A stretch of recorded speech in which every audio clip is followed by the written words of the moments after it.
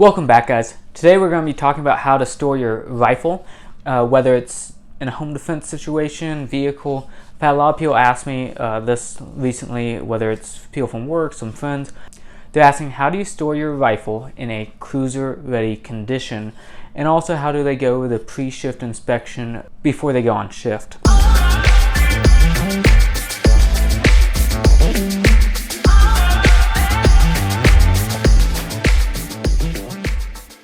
With the cruiser ready position, some people refer to it as patrol car ready, just different verbiage there.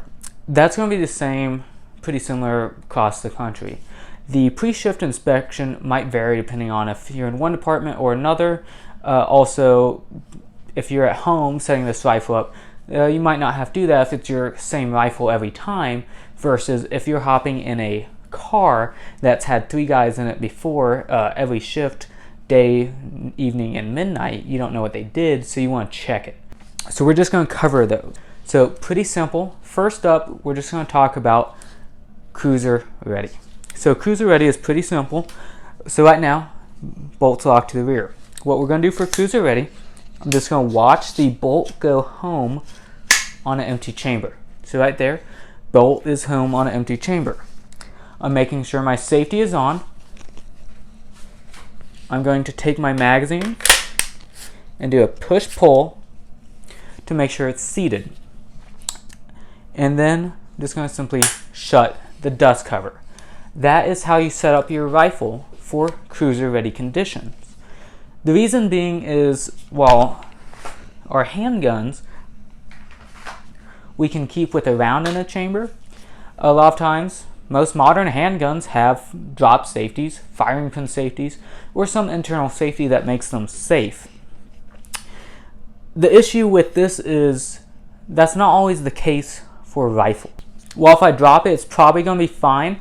If this is sitting in my vehicle and say you get in a crash going 70 miles an hour, we can't guarantee that the force of that is not going to somehow make the rifle go off. Versus if we have, say, a Glock or M&P or CZ or whatever, those we can pretty much guarantee if they're in a holster, they're not going off unless we pull a trigger. It doesn't matter whatever the case is. So this here is not that case. So that's why we keep it with the empty chamber but a fully loaded magazine in the gun. So if I do have to grab this out of my car, all I have to do is grab my charging handle, pull the bolt back, and then I'm ready to go. So now we're going to talk about pre-shift inspection. Similar to what I was saying earlier, if you pick this rifle up and the rifle that's been in a patrol car and there's 3 other shifts sharing this rifle, you might not know what happened during those shifts. So we got to make sure this rifle is ready to go before we start our shift.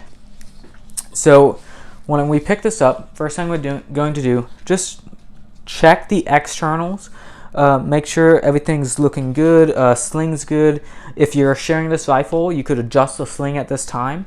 If we have, say, a red dot, we can check to make sure the dot is on. We can check for fit, make sure no screws are running loose. Check the light, make sure the light is working correctly. So just those external checks to make sure externally this rifle is good to go.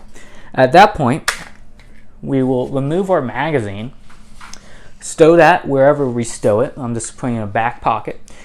Rack the charging handle a few times. Okay, so there I did it 3 times.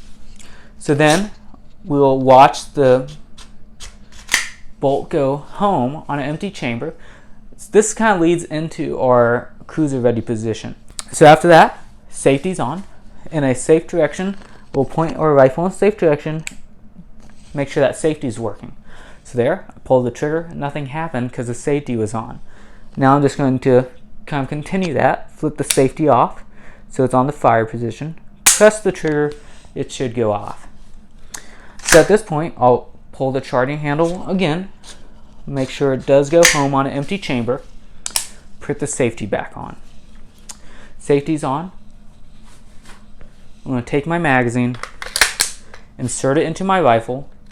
When I insert it, push, pull to make sure it does seat. The reason we push, pull, say we don't insert it properly and we pull, maybe it's too many rounds in there, it's tight, sometimes it's hard to load a 30-round magazine on a closed bolt. So by pulling it, we're just confirming that the mag is not coming out when we don't want it to. So at that point, we've checked it, safety's on, dust cover closed. We have now completed a pre-shift inspection and set this rifle up for cruiser ready conditions. So cruiser ready, it should be the same basically wherever we're handling this rifle, this style rifle, AR-15 pattern rifle. Doesn't matter if we're the private citizen, the law enforcement officer. This here, if we're not actively using our rifle, it's just stored in a rack in maybe a vehicle or sitting in a safe. This is a good way to store it. Now the pre-shift inspection could be dependent on your department if that's something your department requires. That pre-shift inspection was just the one that my friend asked me to do it on for his department. If you liked the video, please like, subscribe, leave your comments below. Thank you.